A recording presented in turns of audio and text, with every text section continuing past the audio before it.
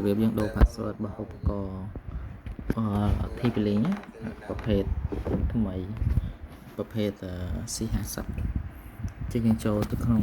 IP របស់វានេះយើងវាយ 192.168.1.1 ហ្នឹង សំទោស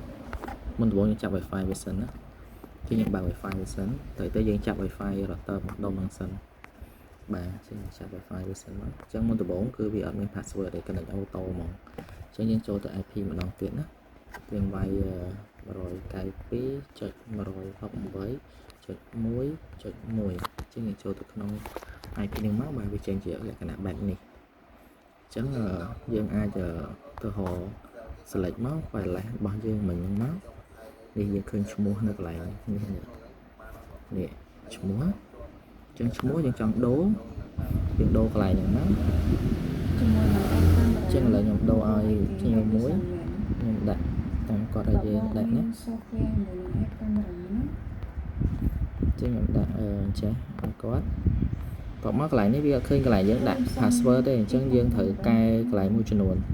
នៅក្នុងកន្លែងនេះ open system នេះមកហើយយើងយកមកដាក់នេះ WPA2 personal នេះមកអញ្ចឹងវាមាន load កន្លែងយើងវាយ password ចេញមកបើយើងអត់ select ដូរកន្លែងហ្នឹង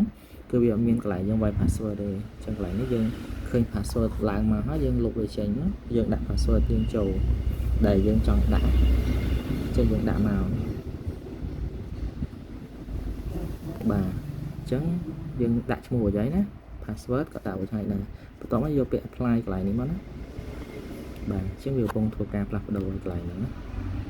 អញ្ចឹងបន្ទាប់ពីធ្វើការផ្លាស់ប្ដូរហើយយើងអាចទៅ search ឈ្មោះ Wi-Fi code យើងម្ដងទៀតណា